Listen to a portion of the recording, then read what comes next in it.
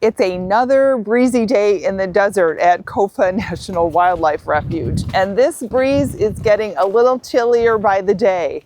So there is nothing better than having a hot sandwich for either lunch or dinner. We're kind of doing an early dinner, late lunch, but I'm making this sandwich so big, it's actually going to be like a 2-meal deal. So even though we're going to eat it around lunchtime, it's going to be big enough that we are going to not even be hungry for dinner. And I want to get the cooking over with before the wind starts to get really bad. Oh, look at that. It just kind of slowed down. Isn't that amazing? Anyway, we're doing, what are we doing? We're doing a Reuben on the Blackstone today. And since we've got a little bit of wind coming from behind, we might actually end up, I don't know for sure yet, but our little handy dandy wind guard that I use around all of our cooking equipment, I might use that over this direction if I end up having a hard time keeping that flame going. So this is a really simple recipe. We're doing kind of just like a traditional Reuben that you might find in a Jewish deli. We've got some of those at home that we have favorite delis. Let's Chompy's. If you ever get to the Phoenix area, make sure you visit a Chompy's deli. They have great sandwiches, great soups, and awesome bagels. But I'm gonna do my own version today. It's pastrami beef here with a little bit of Swiss cheese, some rye bread, a little Thousand Island dressing, and just a little bit of sauerkraut. So it's a really simple thing. We want to make sure that everything is nice and warm throughout the sandwich. So I took this meat out and let it sit on the counter in the trailer for a little bit to kind of get a little closer to room temperature so that I can get that meat warmed. I shouldn't say hot, but warmed, and get the cheese melted a little bit easier versus starting with ice cold right out of the refrigerator meat. So I'm going to start this griddle and hope that I have a good, oh my gosh, lit first time. So I'm going to let that heat up a little bit. And then I am going to start cooking, and this one is like cooking in a flash. It's really like, don't blink because you will miss this one. That's how fast it is. I got a recipe here, which is a printable recipe, and I'll leave a link in the description below so you can print this recipe if you want to even bother to print it. But it is nice for doing grocery lists and things like that before your trip.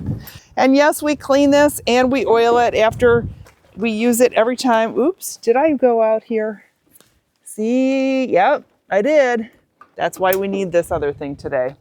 Let me try this again. See if I can get it lit. I can't tell if it's lit.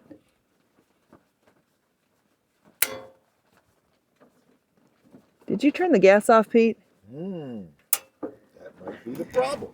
Okay, so maybe it isn't that the wind blew the flame out. There was just enough gas in the line to light it, and then Pete probably was safety man and turned off the gas. So let me turn that back on. There we go. I didn't think it was windy enough for that to blow out, so that's the answer. It wasn't.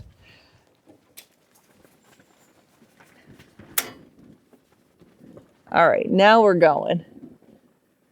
Let's try that again. So we'll let that heat up a little bit. So if you haven't seen how we use one propane tank to power all of our equipment over here, you totally need to check this out. I've got a video on how we do our setup for that.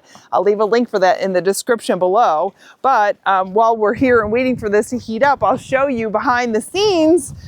You can see that our Blackstone has a hose, and our Weber grill has a hose, and they are both hooked up to one large propane tank, so we're not worried about running out of propane when we're cooking out here. It's an awesome way to set up instead of using those little 1-pound tanks. So again, I will leave a link in the description below for that video, and we'll see how we're doing over here. We are still not. Tell me, did we go out? No, we didn't go out, but The windier it is, obviously, the more that wind takes away all of the heat that is getting generated by your cooking equipment. So you might have to run your gear a little bit higher, a little bit hotter, to be able to compensate for the wind that's the colder air wind that is taking that heat away from your cooking gear. So while I am waiting for that to heat up, I'm going to go ahead and open. I haven't opened yet this, which I don't know if I'm going to be able to open it. Let's see if Pete can open it. It's on there really good. I don't know. We might not be able to open the sauerkraut. Oh my gosh. Ow, that actually hurt. Let me see. Oh, you're so strong. All over my shirt. You're so strong. Oh my gosh. I think I actually hurt my wrist trying to do that. Anyway, the sauerkraut, we want it to be drained a little bit. So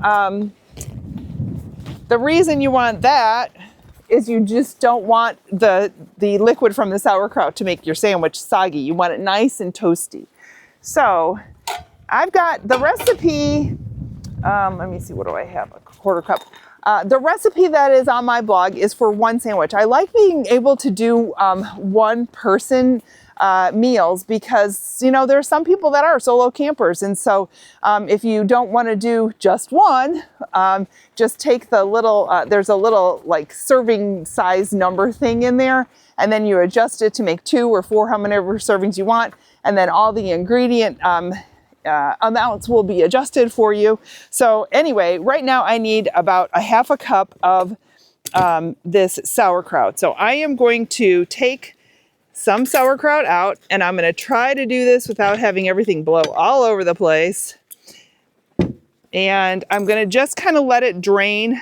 The liquid is mostly in the bottom of this jar.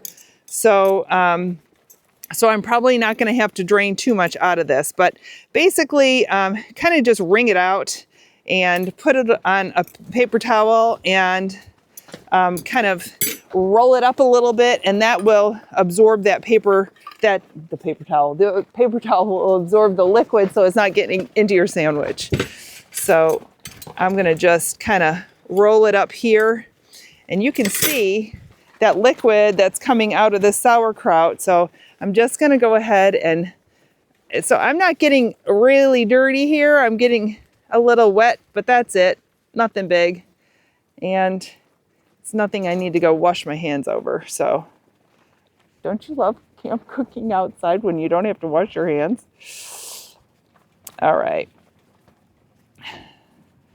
So the other thing that I've got out here is a couple of tablespoons of butter, and we're going to butter the sides of the, let's see, does that look like a quarter cup? You know how bad I am at measuring and like eyeballing. That's about a quarter of a cup. So I like a little more sauerkraut on my sandwich, but that'll work. I'm making this one super meaty. I have the recipe written to a quarter of a pound of meat per sandwich. And so that kind of makes like a normal person kind of sandwich. It doesn't make a like New York deli kind of sandwich. You know how those have like a ton of meat. So instead of doing a quarter, I am doing a half a pound of meat per sandwich. I got a pound of meat here for 2 sandwiches. And that'll make a nice hearty, more traditional New York kind of sandwich. I'll throw a little oil on here just to kind of season it up a teens. So the awesome thing about having, I was going to say hard butter, but I guess I didn't get out here fast enough. And my butter actually did soften. But what I was going to say is an easy way to do butter when you're buttering bread is to put the slab on here on the Blackstone and then just kind of let it melt a little bit. And then it's a whole lot easier to spread But because, because it took me so long to get everything all together, I guess my butter is already melted. So I'm going to butter one side of each piece of bread. And they did not have, actually our Chompies restaurant that I was telling you about, they actually make stuff that they sell in the local grocery stores in the Phoenix area, which I totally love. And they have a really good rye bread, and they were totally out. So I'm so bummed. The guy at the checkout said he saw a ton of people with Chompies products. There must have been a sale on them or something. But anyway, I ended up getting Pepperidge Farm, which is, you know, fine. But it's not as big. So these pieces of bread are smaller. Chompies does New York size stuff. All right, so I got my bread buttered. I am going to now just throw this meat on the grill for a little bit just to make sure that it's kind of heated. And it is pretty much room temperature, but definitely that stuff on the inside is still cool from the fridge. So I'm gonna just throw that on, and I'm gonna grab this thing before it blows away. I think I'm gonna be able to finish this cooking without having to use my little wind guard, especially me standing right here in front of this. So I'm just gonna kind of flip this stuff over. And again, I'm not trying to heat this like hot. I'm just kind of taking the chill off of it. And yes, this is going to feed 2 of us. And you know what? If I have leftovers for sandwiches like this, I just throw them in the refrigerator, and they're easy enough to toast up and heat up for another meal. So I don't mind doing that at all. All right, so now all we're going to do is build the sandwich. And so I'm going to let that meat go a little bit. And while that's happening, I'm going to get my cheese ready. Pete, remember how I said that Pete is our cheese tester? He always tests the cheese and what's the other thing? Cheese. You always test cheese. There's one other thing that you always, the bacon. That's right. The cheese and the bacon. How could I forget the bacon? Anyway, so this was a completely unopened full package before we arrived, but he left 4 slices, thankfully, so we'll be able to put that on our sandwiches. And we've only been here a couple of days, and he got into that fast. All right, this is looking good. So all I'm going to do now is kind of put this in 2 piles and portion it so that I am making 2 even-ish size sandwiches.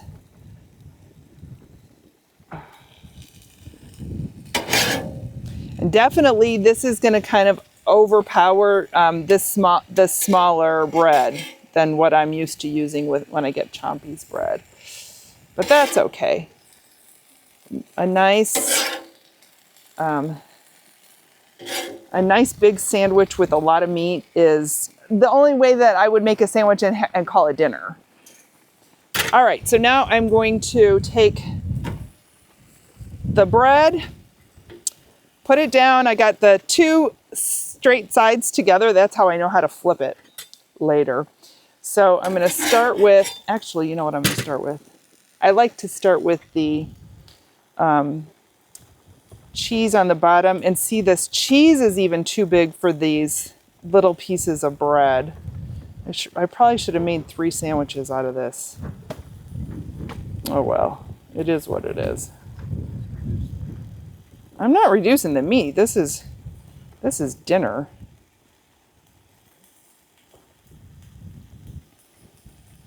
We're going to probably go for another little hike later. All right, now I'm going to throw on the sauerkraut. And the sauerkraut is a nice bottom, or a nice like holding thing to put the Thousand Island dressing on top. It kind of like, the dressing will kind of like settle into that sauerkraut, and it'll kind of hold it there. So I just want to even that up a little bit. Now I'm going to add some Thousand Island dressing. This is just a regular, I was afraid that was going to happen. You know what happens when you're driving and all of a sudden you're changing in elevation and stuff starts to blow up, like you're, dang, I made a mess there, didn't I? Or you're, all right, it is what it is. Now I am going to throw the meat on top.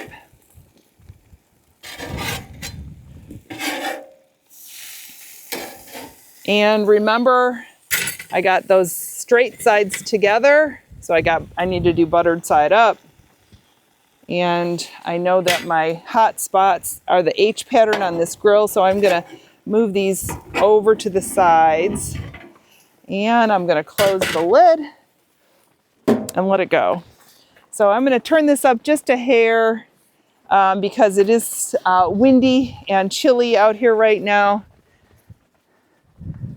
And let that cook.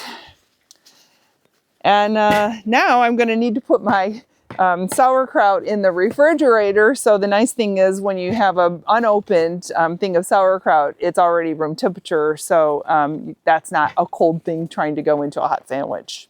The thing that I'm going to serve with this, I already tossed a little bit of just plain coleslaw with a little prepared coleslaw dressing. I did that inside the trailer, but my salt and pepper is out here, so I'm gonna salt and pepper that here. This is another one of those meals that I like to make on setup day because it's like so easy. Everything's kind of already prepared, everything's already cooked, and so it's really easy to put together as long as you don't have setup day problems or you don't arrive too late. Shall we look? We're starting to get a little brown. Check to make sure that you got some nice even heat going on. Here, let me see if I can show you this. See how I don't have any heat going on there? Well, I want that to get a little more toasted. So if I need to, I can use my bacon press to kind of like smush that down, but it's not a panini sandwich that actually is like a smash sandwich, so I'm just gonna let it go. Here comes the dust from the people that are traveling down the dusty road to get over to the hiking trail. You know, we love boondocking, and we're here in Kofa for probably, well, we've been here for what, about 3 nights now, I think? And we're having a really good time. But it seems to be getting windier and windier as we sit here. So we've got some friends that are going to be coming in tomorrow. So I'll be cooking for 4 instead of just 2. And hopefully the spot right next door is going to still be open and they'll be able to just plop right over there. Otherwise, we're going to have to kind of move some stuff around and let them join us in this. That's one really nice thing about boondocking. You know, if you sometimes there's limits on how many people you could have or how many rigs you can have in a site, but here we're doing great because, like, you know, if 2 rigs show up and we can all fit, we can fit. All right, let's see how we're looking here. I'm thinking they're looking beautiful. And you can see the cheese has started to melt. I am going to close this up so it can continue to trap some of that heat in there to make sure that the cheese continues to melt and the meat stays nice and warm and that kind of thing. So while that's finishing, I'm going to go throw this in my refrigerator, and I think did I forget anything else? I'm going to grab a couple of pickles so we can do pickles on this side. And then, Pete, do you want chips? I'm going to get some chips too. I'll be right back. So you know how I said that we did a big Costco haul before we came on this camp trip? Well, we decided that we were going to try these potato chips, and we decided we love them more than any of the other potato chips like Ruffles or anything else. They don't break. They're nice and sturdy. They've got a great taste. We're plowing through the bag way too fast, so we probably shouldn't get them anymore, but they're really good. All right, here we go. Ooh, looking beautiful. Let's see. Nice. All right, so the hard part is trying to keep that sandwich that's super, like super full from kind of like, falling apart when you eat it. So I'm going to go ahead and, yeah, these look beautiful. I am going to put this one sandwich right here. And I like to eat a sandwich. All right, first of all, I got to say, no judging, please. But I like to eat a sandwich with a fork and a knife. I know I'm weird, but I really do like that, especially when it's a big, like kind of messy sandwich. But this, no matter what, if you eat it with a fork and a knife or you just, pick it up and eat it, I always like to slice these things so that you have a better chance of not making a total mess when you eat it. And serrated knife is the best thing to use to try to get through it without mashing it all together. And let's see, how does it look? Oh, nice and melted. Here's our sandwich. It is gonna be delicious. So I'm gonna plate that up with a little bit of coleslaw and some chips and some pickles. I did kind of smash that when I was holding it, didn't I? Okay, and then I'm gonna do a little coleslaw.